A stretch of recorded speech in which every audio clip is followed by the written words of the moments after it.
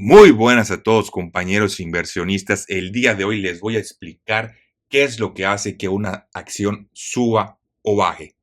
Como siempre, antes de comenzar, les recuerdo, si les gusta el contenido y quieren aprender más de estos temas de economía y de finanzas, pueden suscribirse y dejar un like. Comencemos. Bueno, antes de atacar esta pregunta tan importante, que es fundamental comprender antes de poder invertir en cualquier activo y sobre todo más en las acciones, nos tenemos que ir un poco al meollo del asunto, ¿no? A la carnita del asunto y entender y utilizar nuestro, como siempre les digo, sentido común y nuestra lógica para comprender qué es lo que está pasando. Y tenemos que empezar con lo más lógico, ¿no? ¿Qué es una acción? Vamos a ponerlo acá, vamos a ponerle un poquito más de zoom para que se vea. Ok, todavía más zoom porque no sé si estoy ciego, pero no se todavía mucho. Ok, acción. Ok, la acción en palabras muy sencillas es un pedazo de una empresa, ¿no? Así de simple, no hay por qué complicar más. Es un papel, digo, ya no es un papel, es digital, pero imagínense que es un papelito que dice que tú tienes un X porcentaje de la empresa. Eso va a depender sobre, obviamente, sobre qué número de acciones tengas sobre el total, ¿no? Por poner un ejemplo, si yo tengo una acción y hay 100 acciones en circulación, pues tengo el 1% de la empresa, 1 entre 100 y listo. ¿No? Entonces, eso es lo que es una acción. No hay que meterle más en dificultad al asunto. Sencillamente es lo que es. Entonces, para entender esto es súper importante porque nos va a dar la pista de qué es lo que determina el rendimiento de las acciones. Y volvemos a lo mismo, utilizando la lógica, nos damos cuenta que si una empresa gana más o tiene más utilidades en 5 años de los que la tiene hoy, pues sería lógico asumir que la empresa va a valer más, ¿no? Porque está dando un mayor rendimiento. Ahora, eso es asumiendo que todos los demás factores se quedan igual. ¿Por qué? Porque hay un factor muy importante que es cuánto pagas por esa empresa al inicio, ¿no? O cuánto está evaluada la empresa. Pero bueno, eso para no entrar tanto en confusiones lo vamos a dejar para más adelante, ¿no? Entonces, ya que sabemos que es un pedazo de una empresa y que, pues, el crecimiento de sus utilidades va a determinar hasta cierto punto el rendimiento de sus acciones, podemos hacer una prueba, que es lo que estamos haciendo en esta tabla acá, ¿ok? Entonces, en esta tabla tenemos el valor del S&P 500, que es el índice de las 500 empresas más importantes en Estados Unidos desde 1960 y cómo ha ido variando año con año. También tenemos las utilidades, ¿no? Entonces, esto nos va a dar mucha información para comprobar si nuestra teoría es cierta, ¿ok? Entonces, lo que nosotros aquí estamos poniendo es cuánto creció año con año las utilidades y cuánto creció el rendimiento del S&P 500, cuánto fue el retorno.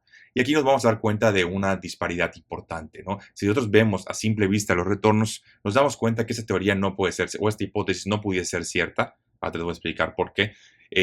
Porque vemos que, por ejemplo, en este año creció un 8.7 las utilidades. Sin embargo, el S&P 500 dio un retorno del 23%, ¿no?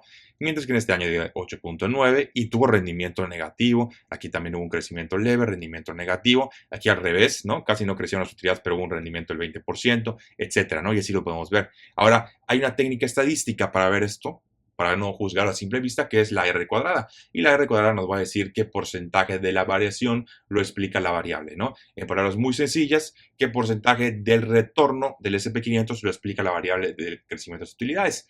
Y si sacamos este número nos damos cuenta que es el 1.7%.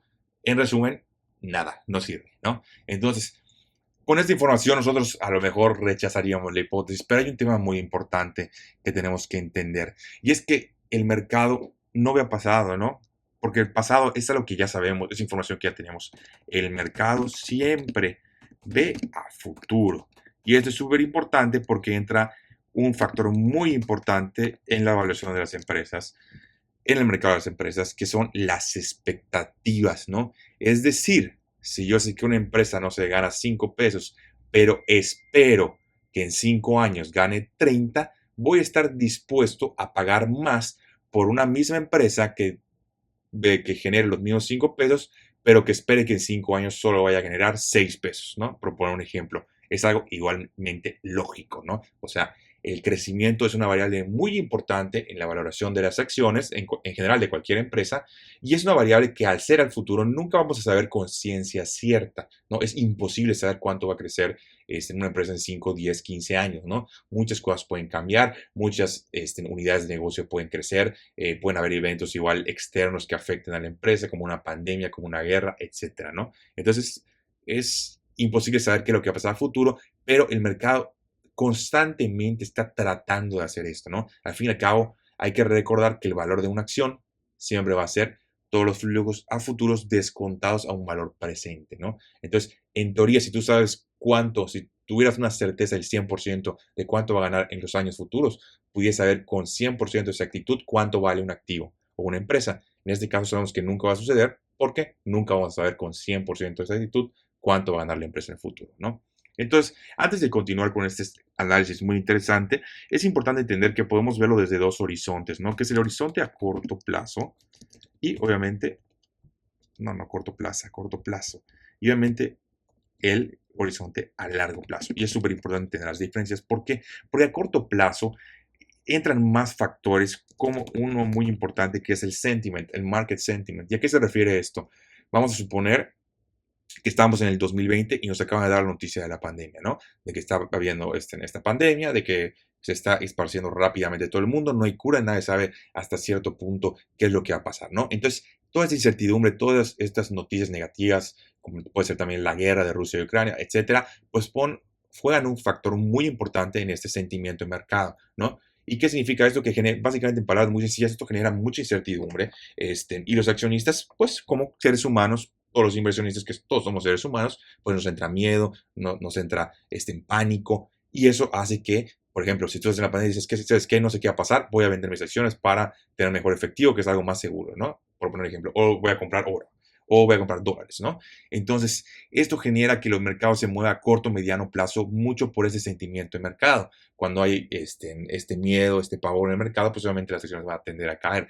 Pero también pasa lo contrario, ¿no? Que es cuando a veces todo parece que está saliendo bien, la economía está creciendo, pura noticia buena tras noticia buena, también se genera la emoción contraria, que sería una emoción de euforia, ¿no? Que también existe en el mercado. Entonces, a lo mejor piensas que el futuro va a ser todavía mejor de lo que realmente va a ser. Un ejemplo claro de esto sucedió en muchas empresas que le llaman los darlings de la pandemia, donde se vieron un crecimiento muy elevado y se pensó que este crecimiento iba a seguir y no fue así. Un claro ejemplo es Peloton, ¿no? Peloton es el fabricador o el fabricante de estas encaminadoras, que básicamente, bueno, y bicicletas también, que básicamente tenían como un iPad pegado y podías tomar clases desde allá, ¿no? Entonces, esto al darse la pandemia y todos están encerrados en casa, pues obviamente hizo que la empresa crezca sus ventas de manera exponencial, ¿no? De manera muy importante, porque pues tú tenías dinero y no podías salir a hacer ejercicio, entonces comprabas una de estas máquinas y te ponías a hacer ejercicio desde casa. Todos estamos encerrados, ¿no? Por poner ejemplos, también obviamente en menor medida, pero obviamente las suscripciones de Netflix, Amazon, donde tenías que empezar a comprar más, etcétera, etcétera, ¿no?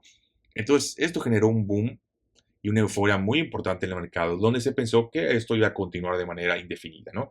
Y nos damos cuenta que después, a lo mejor, por ejemplo, poniendo el clásico ejemplo de Peloton, pues esto no sucedió, ¿no? Al acabarse la pandemia, al acabarse esto y la gente volver a salir a hacer ejercicio, poder ir a un gimnasio, pues decidió hacer esto y las ventas de estas bicicletas, de estas caminadoras cayeron de manera significativa, ¿no? Obviamente esto generó que el precio de la acción sea altamente volátil, subiendo un montón cuando había la euforia, pero también bajando un montón cuando se dio cuenta el mercado que esto no iba a pasar, ¿no?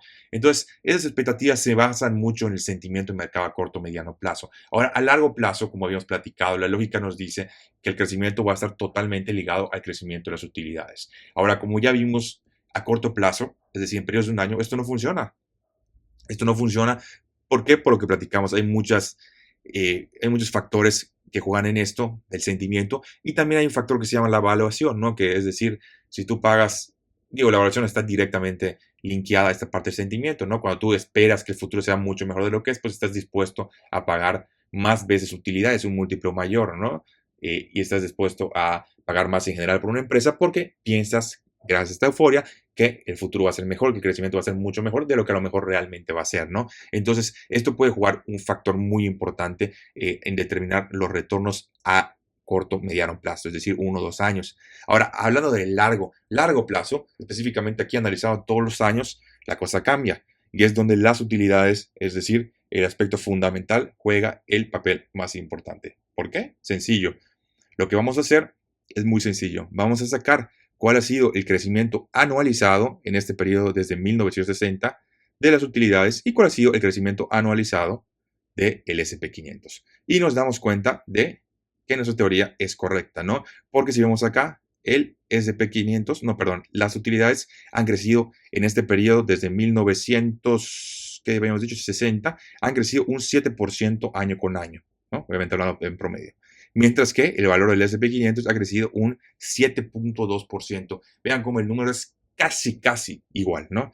Volvemos a lo mismo, ya entendimos por qué es lógico que manteniéndose los otros factores iguales, una empresa que gana más va a valer más y una empresa que gane menos va a valer menos, ¿no? Es algo completamente lógico. Entonces nos damos cuenta que este número es bastante similar. Obviamente ahí puede haber una diferencia por temas del sentimiento de mercado que ya platicamos. Ahora, mientras más largo plazo agarremos, mientras más años agarremos, esta diferencia va a tender a disminuir o acercarse al 0%, ¿no?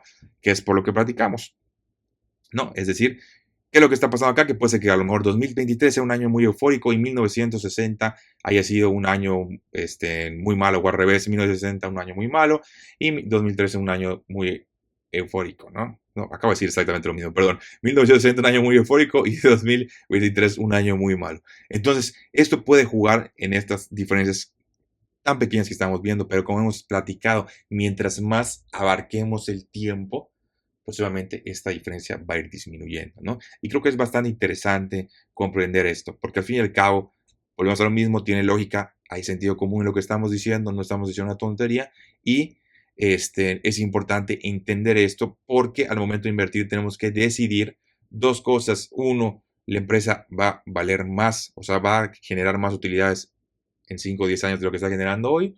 Dos, qué tan probable es que pase esto, porque posiblemente no podemos hablar en definitivos. Y tres, cuánto estoy pagando, ¿no? Y cuánto estoy dispuesto a pagar por este crecimiento.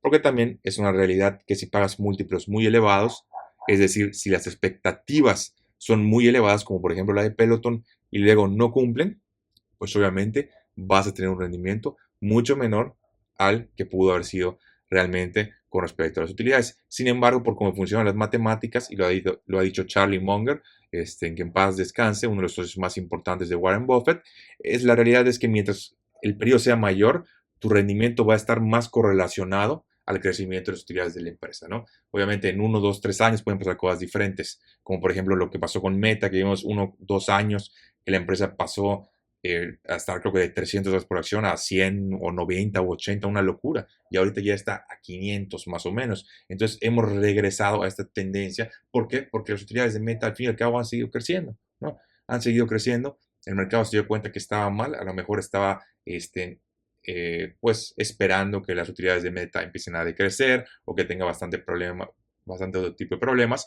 pero no se dio el caso, ¿no? Y esto generó este gran rendimiento que ha tenido estas acciones específicamente. Pero bueno, eso es todo por el vídeo de hoy. Como siempre, les agradezco por su tiempo. Nos vemos en el próximo.